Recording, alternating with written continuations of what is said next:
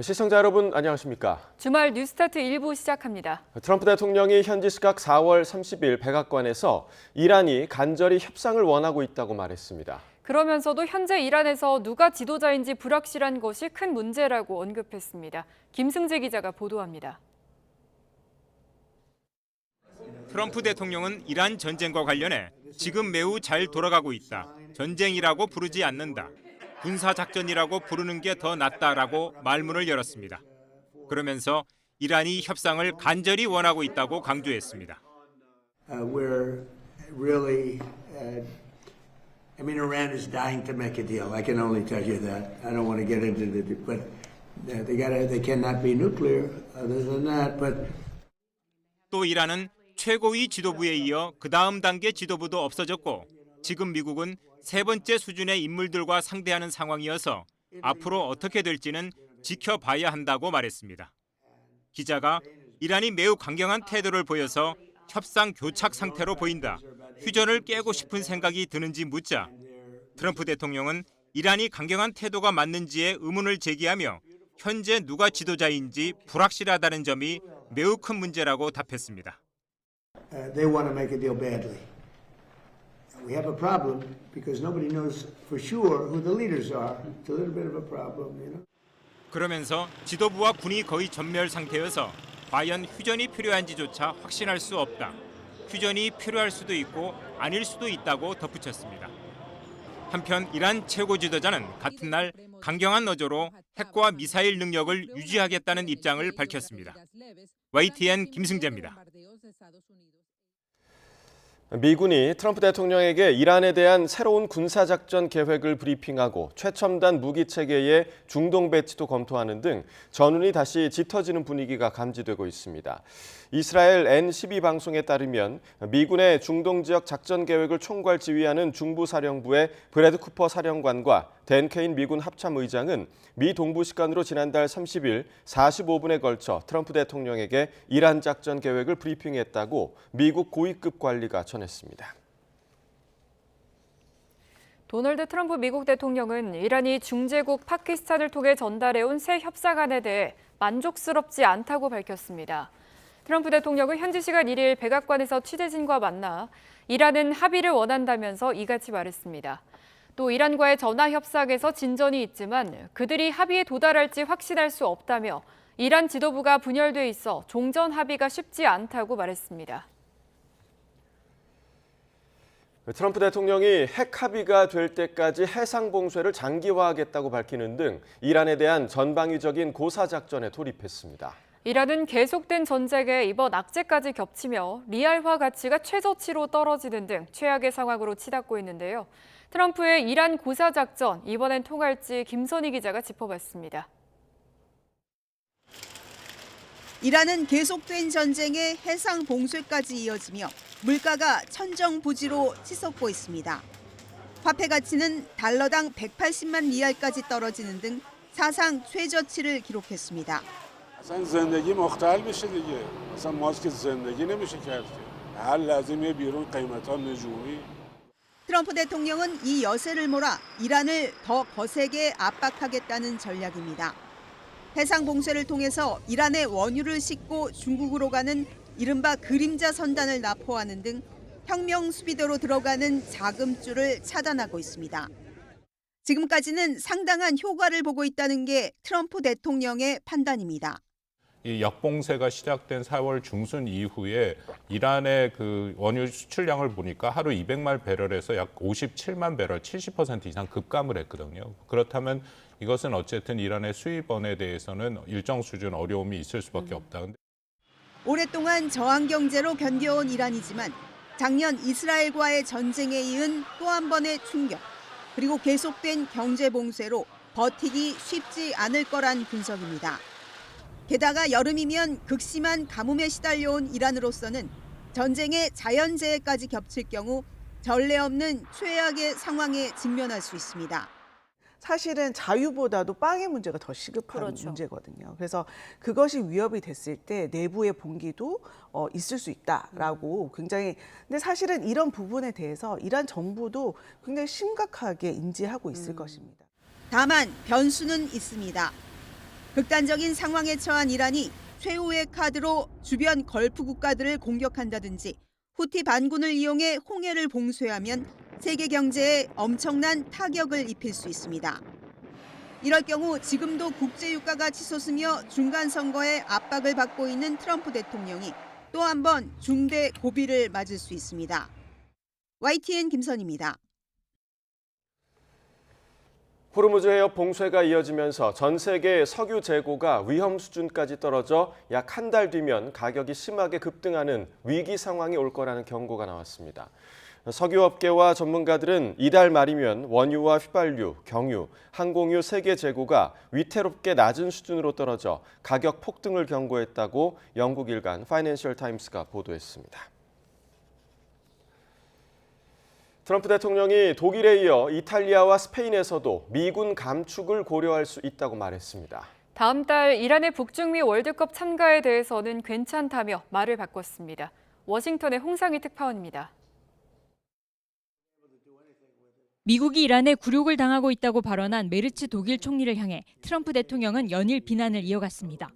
이란 핵 위협 제거에 간섭하지 말라며 이민과 에너지 문제로 망가진 독일에 더 집중하라고 비난했습니다.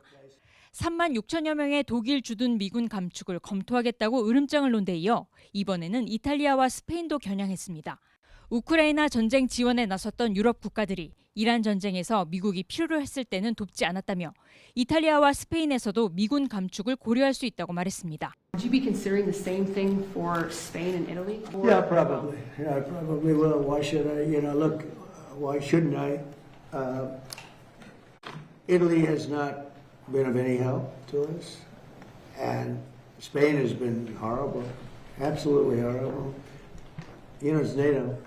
이란 대표팀의 북중미 월드컵 참가에 대해서는 말을 바꿨습니다. 지난 3월에는 안전상 이란 팀이 월드컵에 참가하는 게 부적절하다고 밝혔지만 국제축구연맹 피파 회장이 그렇게 말했다면 자신도 괜찮다고 말했습니다. I said, you do whatever you want. You can have them. You don't have to have them. Probably have a good team. It would be hard to believe, actually. But I think let them play. Right? 트럼프 대통령이 미 의회의 승인을 받지 않고 시작한 이란 전쟁의 60일 시한 만료를 하루 앞두고 피트 헤그세스 국방장관은 의회의 추가 승인을 받을 필요가 없다는 주장을 폈습니다. 미 연방상원 군사위원회 청문회에서 헤그세스 장관은 미국과 이란이 지난달 7일부터 휴전 상태이기 때문에 60일 전쟁 시한은 멈춘 거라고 말했습니다. We are in a ceasefire right now, which our understanding means the 60-day clock pauses or stops in a ceasefire. So you're not in. It's our understanding, just so you know. 민주당은 헤그세스 장관의 발언은 위법이라며 반발하고 있습니다. 공화당 소속 일부 의원들도 60일 기한 이후엔 의회에 추가 승인이 필요하다는 입장을 밝히고 있어 논란이 예상됩니다. 워싱턴에서 YTN 홍상입니다.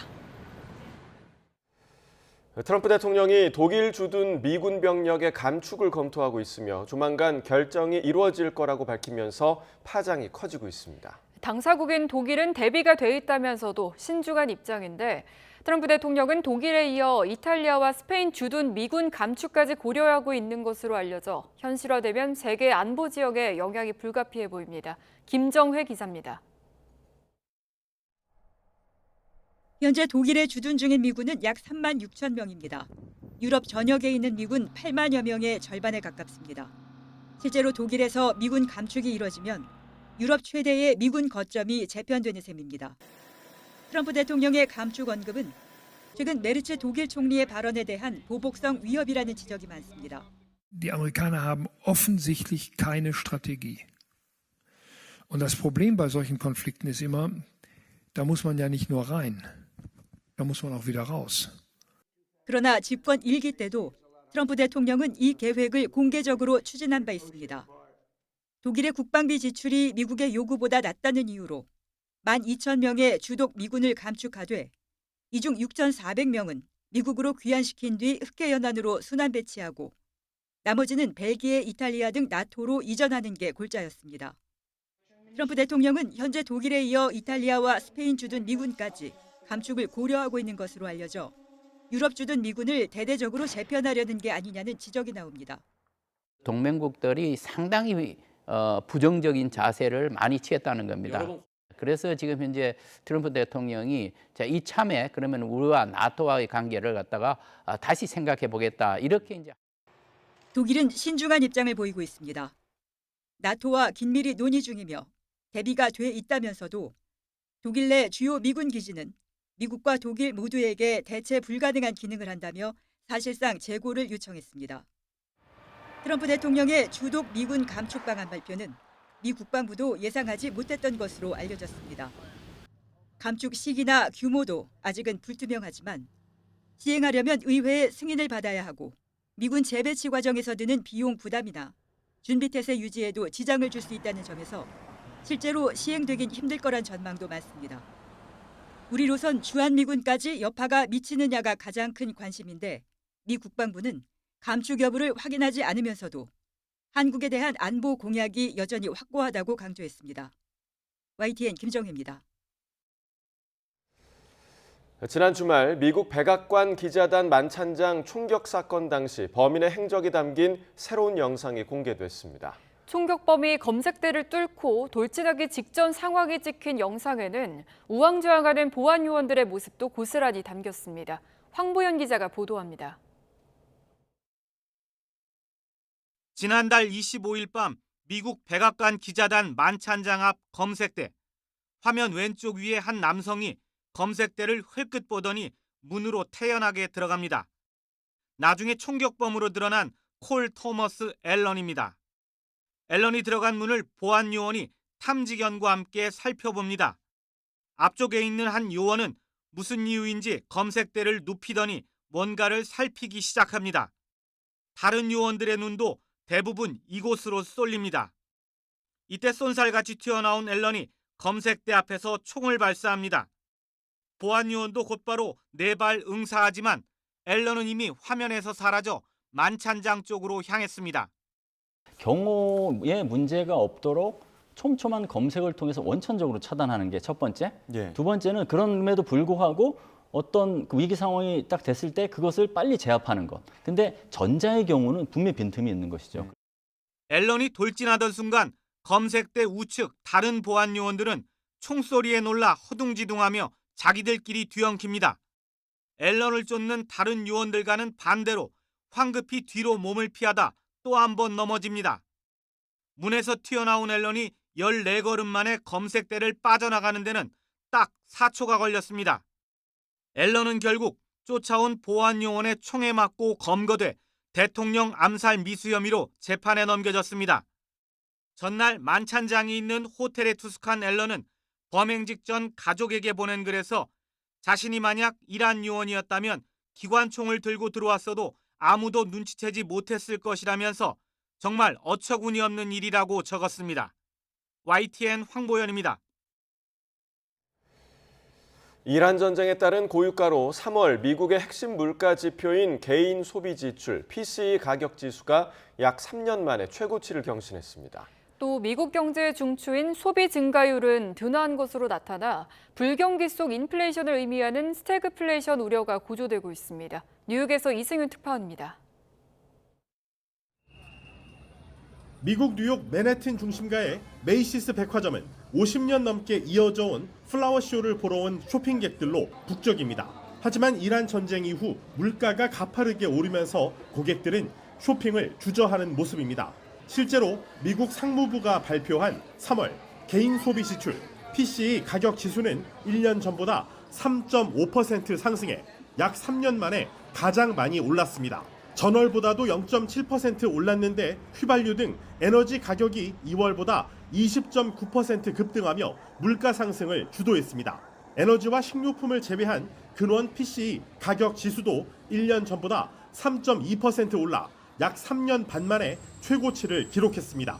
PCE 가격 지수는 가계가 소비하는 재화, 서비스 가격을 반영해 연방준비제도가 2% 물가 상승률 목표 달성을 판단할 때 기준이 되는 지표입니다. 물가 상승률이 목표치를 웃도는 흐름을 이어가면서 연준의 금리 인하 시점이 늦춰질 수 있다는 전망이 나오고 있습니다. If you look out months and months from now, there is no expectation for a rate cut or a rate hike You'd have to go all the way out to early part of 2027. 이런 가운데 미국 경제의 70%를 차지하는 개인 소비 증가율마저 올해 1분기에 1.6%로 전분기에 1.9%보다 더 둔화한 것으로 나타났습니다. 이에 물가는 올랐는데 경기는 침체되는 스태그플레이션에 대한 우려가 고조되고 있습니다. 이에 한 발 더 나아가 세계 최대의 헤지펀드인 브리지워터 어소시에이츠의 창업자 레이 달리오는 미국 경제가 이미 스태그플레이션 국면에 접어들었다고 진단했습니다. 뉴욕에서 YTN 이승윤입니다. 세계 석유 수송 지름길을 막은 미국과 이란의 이중 봉쇄가 장기화 조짐을 보이고 있습니다. 오는 14일 트럼프 대통령의 방중 담판을 앞둔 미국과 중국 사이 에너지 전쟁의 서막이기도 합니다. 베이징의 강정규 특파원입니다. 중동 원유 수송 지름길인 호르무즈 해협. 이란의 봉쇄에 막힌 지 60일이 지났습니다. 오만만에서 미국의 역봉쇄까지 길어지면서 국제유가는 4년 만에 최고치를 찍었습니다. 오일 쇼크가 세계 경제를 뒤흔든 반면 미국 정유업계엔 잭팟이 터졌습니다. 2011년 셰일 혁명 이후 미국이 세계 최대 석유 수입국에서 수출국으로 탈바꿈했기 때문입니다.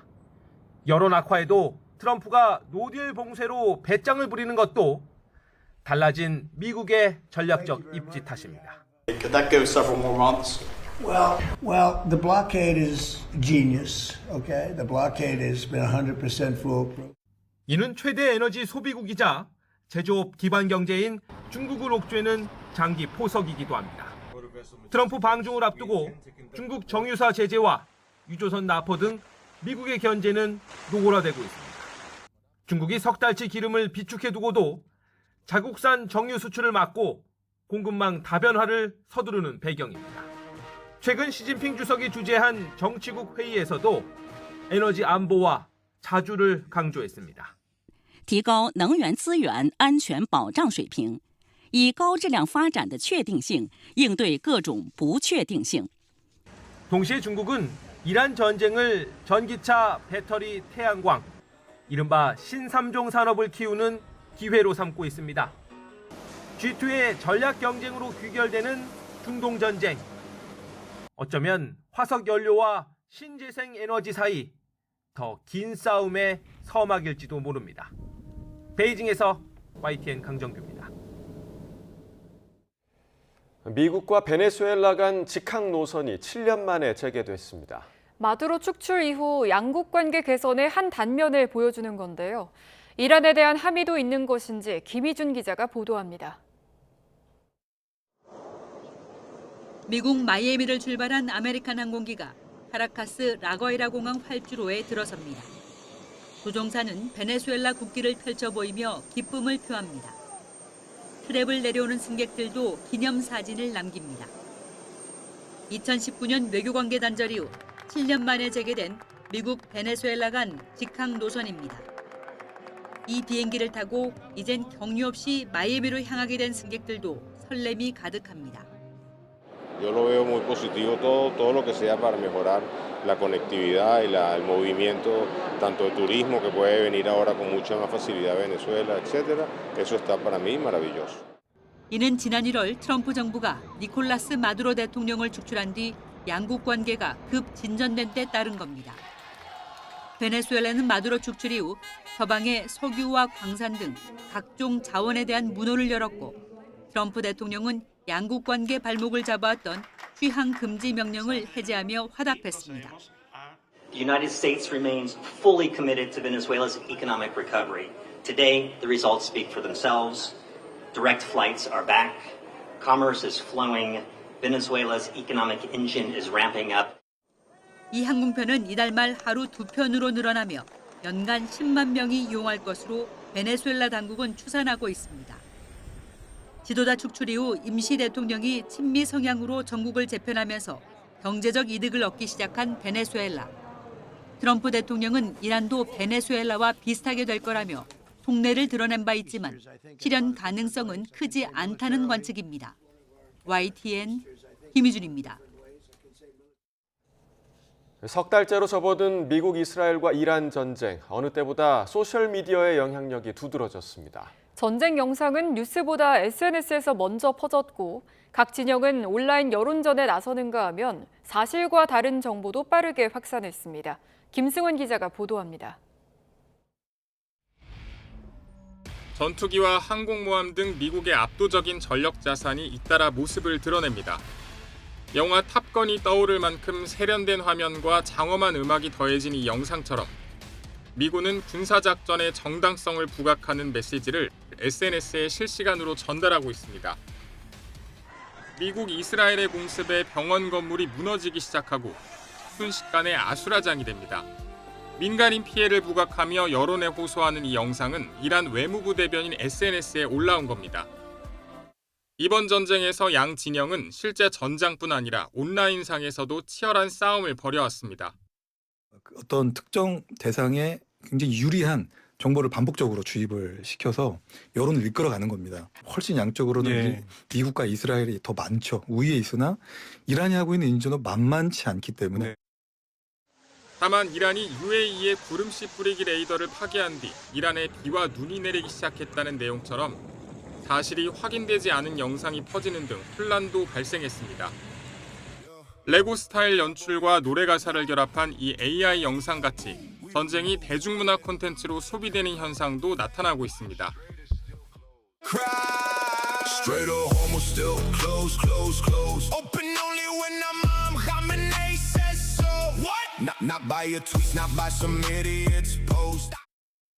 생성형 AI를 통해서 내러티브를 만들 수가 있고 그리고 AI 알고리즘과 여러 가지 이제 소셜미디어 플랫폼을 통해서 아주 빠른 시간에 대규모의 청중에게 영상과 이미지로 여론을 흔드는 이른바 인지전이 전장의 영역을 온라인로까지 넓히고 있다는 분석입니다. YTN 김승환입니다. 노동절 첫 법정 공휴일을 맞아 청와대에서 양대 노총 등이 참석한 가운데 기념식이 열렸습니다. 이재명 대통령은 기념사에서 모든 노동자가 노동 기본권을 누리고 노동과 기업이 함께 가는 상생의 길을 열겠다고 밝혔습니다. 김문경 기자가 보도합니다. 노동절 첫 법정 공휴일을 맞아 120여 명의 다양한 직군이 참석한 가운데 열린 노동절 기념식에서 이 대통령은 노사 상생을 강조했습니다. 노동 존중 사회와 기업하기 좋은 나라는 충분히 양립할 수 있다며 성장과 분배가 선순환하는 진짜 성장을 실현하겠다고 밝혔습니다. 특히 AI가 인간 노동의 대부분을 대체할 거란 전망이 우세하지만 노동자의 일방적 희생을 강요해선 안 된다고 말했습니다. 피할 수 없는 변화의 물결이라 하더라도 함께 사는 상생의 길을 찾아내는 것이 우리 모두의 지속 가능한 내일을 위한 길입니다. 이 대통령은 소년궁 출신 대통령으로서 노동자 여러분의 목소리에 화답하겠다며 모든 사람이 빛나는 대한민국을 반드시 만들겠다고 덧붙였습니다. 이어 노동자의 미래가 없는 성장은 진짜 성장이라고 할 수 없다며 일터의 안전과 노동 기본권, 노사 상생 등을 약속했습니다. 특히 일터의 안전을 지키는 건 선택이 아닌 국가와 기업이 반드시 지켜야 할 기본적인 책무라며 일하는 사람은 모두 공정한 대우를 받을 수 있도록 하겠다고 밝혔습니다. 모든 노동자가 노동 기본권을 누릴 수 있게 하겠습니다. 고용 형태와 일하는 방식이 다르다는 이유로 권리의 크기가 달라져서는 안 됩니다. 노동절 기념식이 청와대에서 개최된 건 이번이 처음으로 경제단체와 한국노총, 민주노총 모두 자리를 함께 63년 만에 이름을 되찾은 노동절을 축하했습니다. 청와대는 양대 노총이 노동절 행사에 함께 참석한 건 이번이 처음이라며 노동 존중 실현이라는 이재명 정부의 국정 기조에 노동계가 화답해 이루어졌다고 설명했습니다. YTN 김문경입니다. 국민의힘이 이진숙 전 방통위원장과 이용 전 의원 등 친윤계 인사들을 주요 지역에 공천하며 재보궐선거 준비에 속도를 내고 있습니다. 더불어민주당 정청래 대표는 경기 남부와 충청권 등을 돌며 6.3 지방선거 후보들을 지원하는 광폭 행보에 나섰습니다. 이동우 기자가 취재했습니다. 국민의힘은 대구 달성에 이진숙 전 방통위원장을, 경기 하남갑에는 윤석열 전 대통령의 호위무사라고 불렸던 이용 전 의원을 단수 공천했습니다. 지방선거 판세에 악영향을 미칠 것이라는 당내 일부 우려에도 불구하고 친윤계로 불렸던 인사들을 줄줄이 공천한 것입니다. 윤호개인이라는 단어를 쓰시는데 윤호개인이 저는 어떤 분이 윤호개인인지를 잘 모르겠습니다. 면접 보고 서류 심사하고 거기서 전체적으로 제 성적이 좀 우수하고 이렇게 해서 결정을 했다는 말씀을 드립니다. 또 울산 남갑에는 김태규 전 방통위 부위원장을, 인천 연수갑에는 박종진 인천시당 위원장을 단수 공천했습니다. 하정우 전 청와대 AI 수석과 한동훈 전 국민의힘 대표가 출마를 선언한 부산 북갑은 박민식 전 의원과 이영풍 전 KBS 기자 간에 경선을 치르기로 했습니다. 다만 윤석열 전 대통령의 마지막 비서실장을 지낸 정진석 전 국회 부의장 등 7명의 신청자가 몰린 충남 공주부여 청양은 윤리위 절차 진행 등을 이유로 공천을 보류했습니다. 민주당 정청래 대표는 경기 남부와 충청권 등을 도는 광폭 행보를 보였습니다. 공휴일이 된 노동절에 방만 소방 등 휴일에도 쉬지 못하는 일터를 찾으며 민생을 챙기는 모습을 부각했습니다. 못 쉬고 일하는 공무원들이 있다라는 것을 좀 국민들에게도 알리고 또 여러분들이 수고하시고 고생하시는 것도 좀 국민들께서 알아주십사 하는 차원에서 왔습니다. 어버이날을 앞두고 충남 서산에서 지역 출마자들과 함께 경로 행사 배식 봉사에 참여하고 충남 홍성의 전통시장 상인과 지역 주민들도 만났습니다. 금산이에요, 고향이. 멀지 않아요. 한편 전북 전주에서 열린 전북지사 후보 선거사무소 개서식에서는 제명된 김관영 전북지사와 경선에서 패배한 안호영 의원의 지지자들이 정 대표 등에게 항의하기도 했지만 큰 충돌이 빚어지지는 않았습니다. YTN 이동호입니다. 국회 조작기소 국정조사 특위가 활동을 마치고 민주당이 발의한 특검 법안을 놓고 국민의힘은 특별검사에게 사실상 공소 취소 권한을 준 거라고 비판했습니다. 이에 대해 민주당은 특검 수사 과정에서 나오는 증거를 판단할 권한을 준 것이라고 설명하고 있습니다. 보도에 박홍구 기자입니다. 민주당이 주도한 국정조사 특위가 42일 활동 끝에 발의한 특검법에는 이재명 대통령이 관련된 형사사건이 수사 대상에 추가로 포함됐습니다. 국정조사에서 다룬 7개 사건 외에 대법원이 파기환송한 공직선거법 위반 사건과 항소심이 진행 중인 위중교사 의혹 사건, 1심 단계인 백현동 개발비리 등 5개가 더 추가됐습니다. 특검법에는 특검이 이들 사건의 이첩을 검찰에 요구할 수 있고 공소 유지 여부를 결정할 수 있다는 조항이 들어 있습니다. 국민의힘은 이 같은 내용의 특검법이 검찰이 이미 기소해 재판 중인 사건을 특검 마음대로 취소할 수 있도록 공소 취소권을 부여한 것이라고 주장했습니다.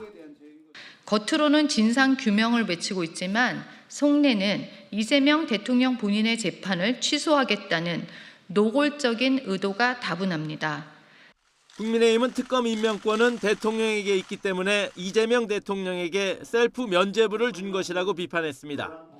그러면서 국정조사가 맹탕으로 끝나며 죄상이 명확해지자 대통령의 죄를 지우려고 전례 없는 입법 시도를 하고 있다고 목소리를 높였습니다. 민주당은 논란이 된 특검법 조항에 대해 구체적으로 증거가 나오고 혐의가 입증될 경우 공소 취소 여부를 판단할 수 있는 권한을 특검에게 준 것이라고 설명했습니다. 특검법이 이 대통령 방탄용이 아니라는 겁니다. 근데 특검을 통해서 혐의가 구체적으로 증거가 나오고 그게 입증이 됐다. 그럴 경우에 권한을 판단할 수 있는 권한을 특검에게 준 것입니다. 민주당은 5월 중에 특검법을 처리할 계획인데 당내에서는 6.3 지방선거 전에 절차가 진행될 경우 선거에 악재가 될 수 있다는 우려도 나오고 있습니다. YTN 박홍구입니다.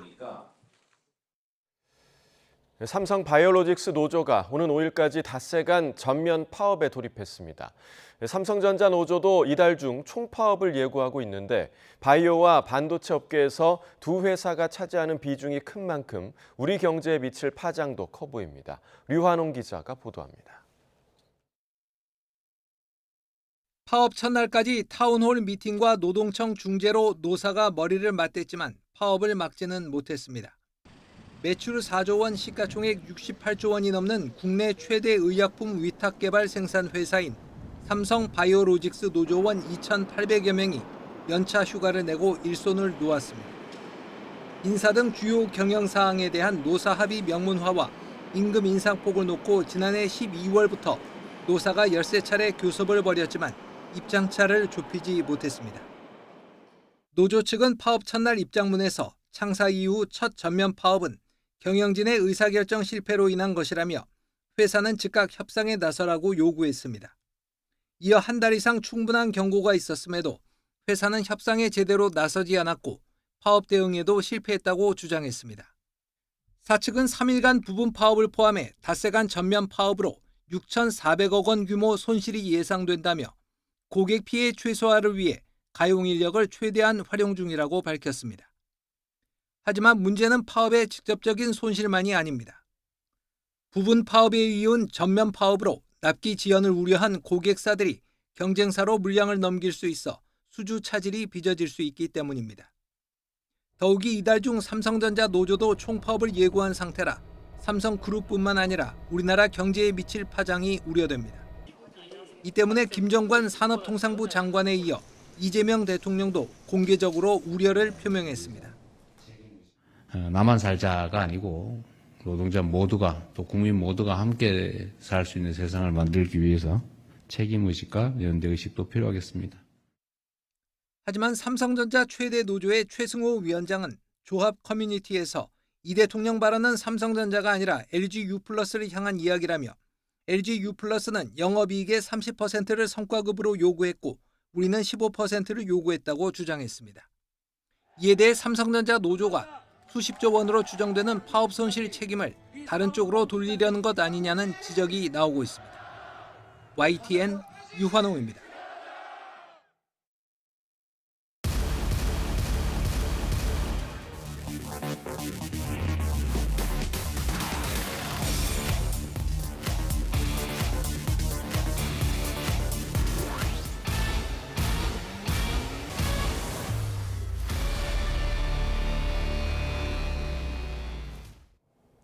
중동전쟁 여파로 시장 불안이 커지면서 이를 틈탄 신종 사기가 잇따르고 있습니다.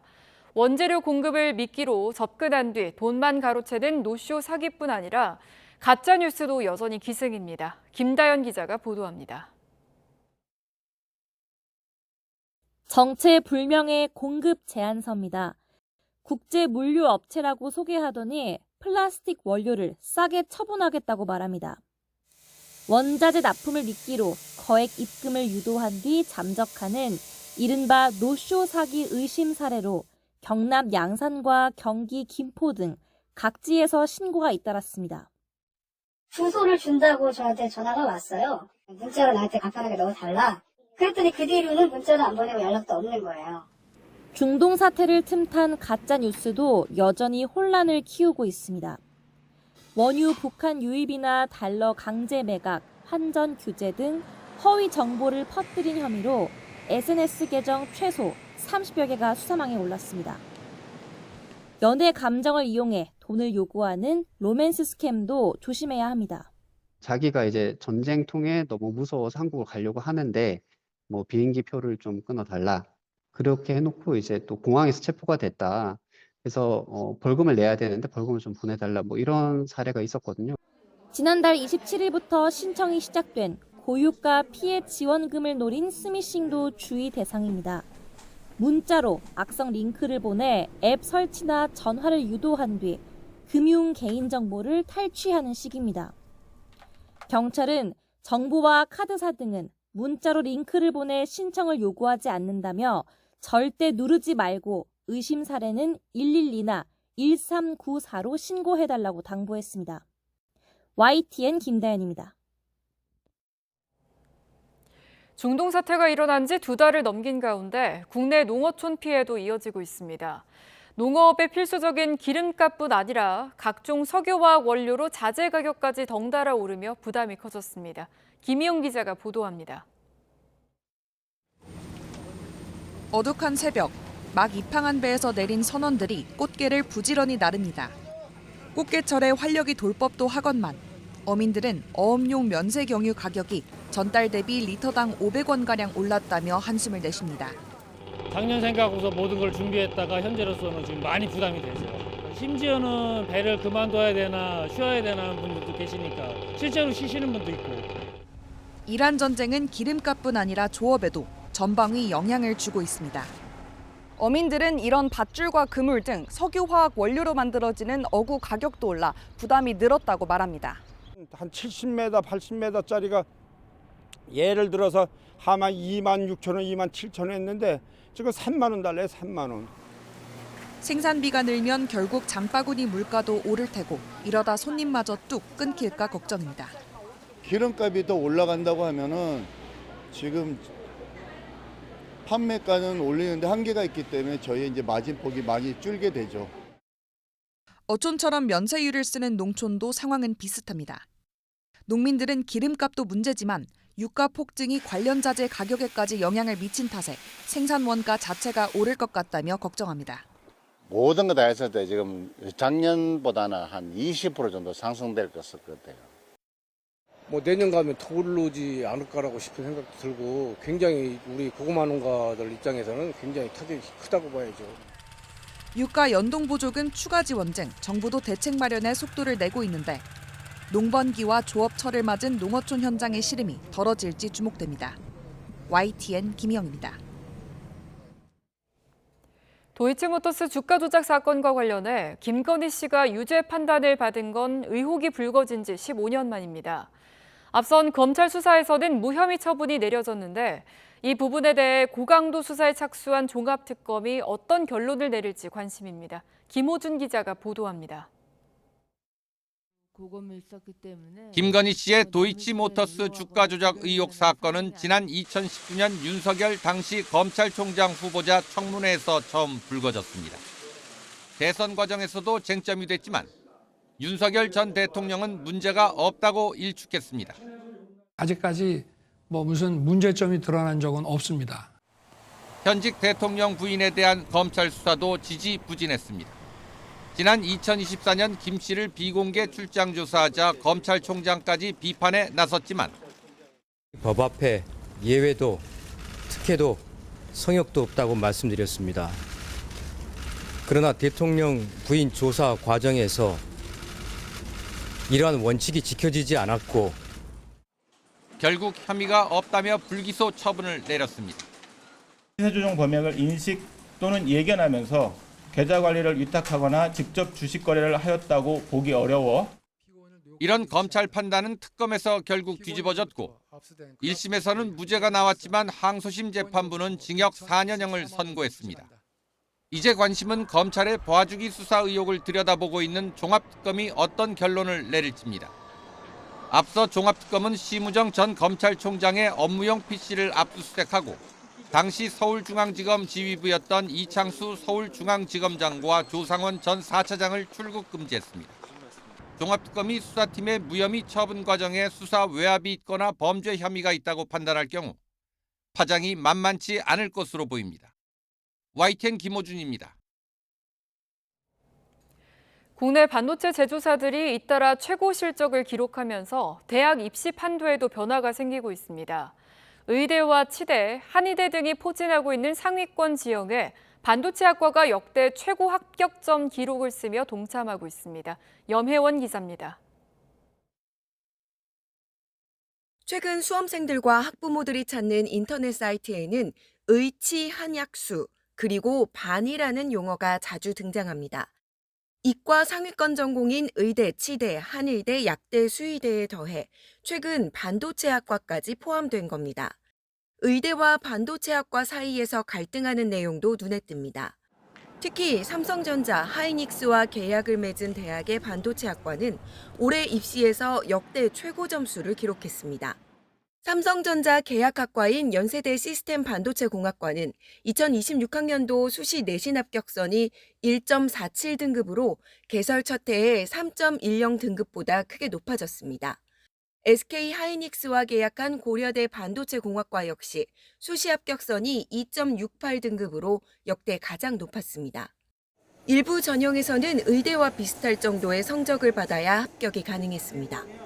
삼성전자는 국내 7개 대학과 하이닉스는 3개 대학과 손을 잡고 학과를 운영하고 있습니다. 학과가 처음 만들어졌을 때만 해도 취업이 보장되는 특전에도 불구하고 입학을 포기하는 사례가 속출했지만 몇 년 사이 완전히 분위기가 바뀌어버린 겁니다.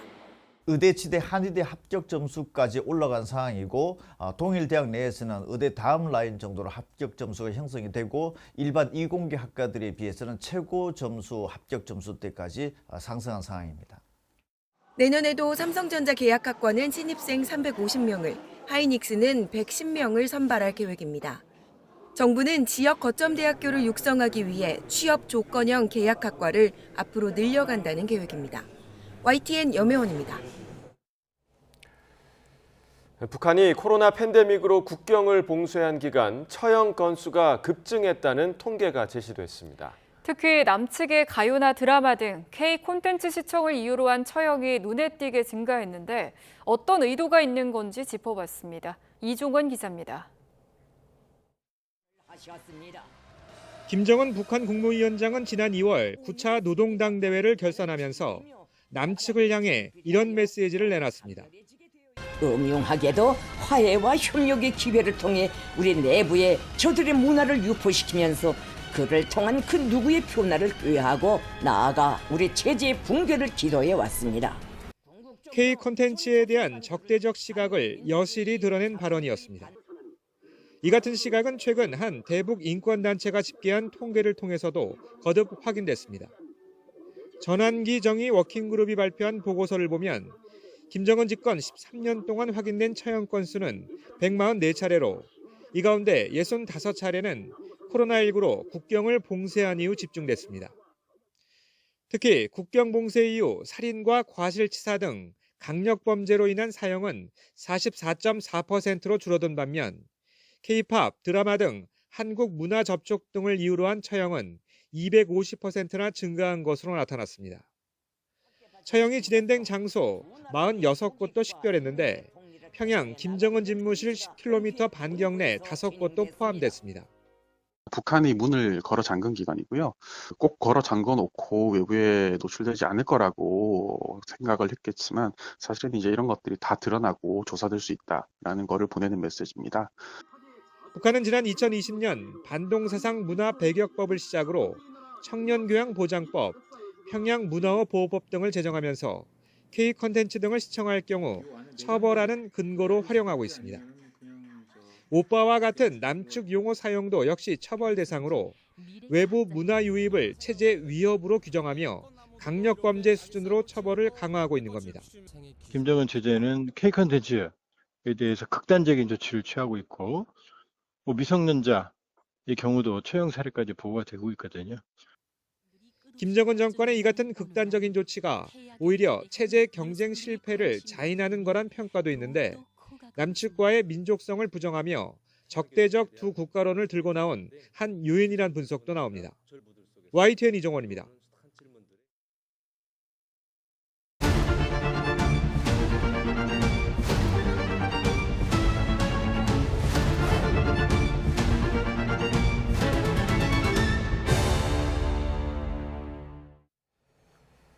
오랜 기간 함께 해온 부부가 각자의 새로운 삶을 찾아 나서는 이른바 황혼 이혼이 늘고 있습니다. 황혼 이혼에선 양육권 분쟁보다 재산을 어떻게 나누느냐가 가장 큰 쟁점이 되는데요. 특히 국민연금 같은 노후 소득까지 공평하게 나눠야 한다는 게 통상적인 법원 판례로 자리 잡고 있습니다. 권준수 기자가 보도합니다. 수십 년의 결혼 생활에 마침표를 찍는 황혼 이혼. 전체 이혼 건수는 줄어드는 반면 황혼 이혼은 증가하는 추세입니다. 30년 이상 함께 산 부부의 이혼 비율은 지난해 17.7%로 10년 전보다 2배 가까이 늘었습니다. 황혼 이혼에서 가장 큰 갈등은 재산 분할입니다. 다 큰 자녀의 양육 문제보다 노후 생활 기반을 마련하는 문제가 더 중요해지기 때문입니다. 재산을 나눌 때는 혼인 기간의 재산 형성에 각자 얼마나 이바지했는지를 따지게 되는데 외벌이 부부의 경우에도 가사노동의 가치를 적극적으로 인정하는 것이 법원의 추세입니다. 때문에 부부가 당장 쥐고 있는 예금이나 부동산뿐만 아니라 경제활동을 한 배우자의 공무원 연금이나 국민연금 같은 미래소득 역시 중요한 분할 대상이 됩니다. 노년층이 되셨기 때문에 사실상 어떤 재취업을 통해서 소득 활동을 하시는 게 쉽지가 않거든요. 그러다 보니까 이 부분에 대해서 좀 다툼이 치열하고 금액적으로도 크다 보니까 더더군다나 좀 심도 깊게 논의가 되고. 실제로 황혼이혼이 가파르게 증가하면서 이혼한 배우자의 국민연금을 나눠받는 분할연금 수급자 수도 지난해 처음으로 10만 명을 넘어섰습니다. 노후 빈곤을 막고 최소한의 생활을 보장하기 위한 장치입니다. 황혼 이혼이 늘고 있는 가운데 연금 등 미래소득을 포함한 재산 분할 범위가 확대되고 있습니다. YTN 권준수입니다. 지난해 우리나라를 찾은 외국인 환자가 처음으로 연간 200만 명을 넘어서며 K-의료 경쟁력을 입증했습니다. 특히 피부과와 성형외과 진료가 74%에 달해 미용 의료 분야 약진이 두드러졌습니다. 권민석 기자의 보도입니다. 중국인 환자들이 나란히 앉아 국내 병원에서 시술 상담을 받고 있습니다. 친절하고 빠르고 쾌적한 한국으로 의료 관광을 온 겁니다. 因为也是听说韩国的这个皮肤科的无论是从技术然后包括设备都会更加先进一些，而且现在交通又很方便嘛，所以我们就过来一边旅游然后就一边就做了这些项目。 지난해 우리나라를 방문한 외국인 환자는 모두 201만 명. 2009년 관련 통계 집계 후 16년 만에 처음으로 연간 200만 명을 넘었습니다. 특히 코로나19 팬데믹이 끝난 2023년부터 매년 2배 수준의 증가세를 보이고 있습니다. 진료 과목은 피부과가 62.9%로 압도적이었고 성형외과까지 합친 미용의료가 전체의 74%를 차지했습니다. 국적별로는 중국과 일본 환자가 60%를 넘어 대다수였고 대만, 미국, 태국 순이었습니다. K-팝과 한류 드라마를 통한 긍정적 홍보 효과에 더해 우리 화장품이 바이오 헬스 선도 12개국 중에서 2년 연속 선호도 1위를 달리며 시너지를 냈습니다. 이 의원에는 굉장히 많은 산업들이 붙어 있습니다. 레이저 기기 또는 이런 인젝터블을 개발하는 한국 기업들, 해외에서 엄청나는 환자들이 옴으로써 파이가 굉장히 커져서 사실 다양한 어떤 플레이어가 뛸 수 있는 환경이 생긴 것 같아서. 지난해 외국인 환자 201만 명과 동반자가 병원비 3조 3천억 원을 포함해 한국에서 쓴 돈만 12조 5천억 원. 급증하는 의료 관광에 맞춰 필수 의료 역량도 강화해 외국인 환자 수요를 다변화하는 선순환 체계를 만드는 게 보건당국 과제로 남아 있습니다. YTN 권민석입니다. 미국의 중앙은행인 연방준비제도에서 금리 인하에 반대하는 매파 위원들이 인플레이션 상승 위험이 고조된 현 상황에서 금리 인하 행보를 시사하면 안 된다는 입장을 밝혔습니다. 미니애폴리스 연방준비은행의 닐 카시카리 총재는 연방공개시장위원회 FOMC는 경제 상황 전개에 따라 금리가 오르거나 내릴 수 있다는 정책 전망 신호를 제시해야 한다는 내용의 성명을 냈습니다. 엑손모빌과 쉐브론 등 미국의 주요 석유 업체들이 미-이란 전쟁에 따른 에너지 가격 급등에도 불구하고 지난 1분기 이익이 급감한 것으로 나타났습니다. 미국 최대 에너지 기업인 엑손모빌의 1분기 순이익이 41억 8천만 달러로 1년 전보다 46% 감소했는데 5년 만에 가장 낮은 수준이라고 블룸버그는 전했습니다. 어젯밤 9시 50분쯤 경북 상주시 내서면 서산 영덕고속도로에서 다중 추돌 사고가 발생해 1명이 숨지고 6명이 다쳐 병원으로 옮겨져 치료받고 있습니다. 이 사고 여파로 도로 통행이 1시간 10분 정도 통제돼 청주 방향 차로에서 2km가량 정체되기 빚어졌으며 차량 통행은 밤 11시쯤부터 재개됐습니다. 어제 오후 1시 40분쯤 충남 보령 대천항 유람선 선착장에서 승선을 준비하던 80대 A씨가 발을 헛디뎌 바다에 빠졌습니다. A씨는 시민이 던져준 구명 튜브를 붙잡고 있다가 현장에 출동한 해경의 도움으로 구조됐고 다친 곳은 없는 것으로 알려졌습니다.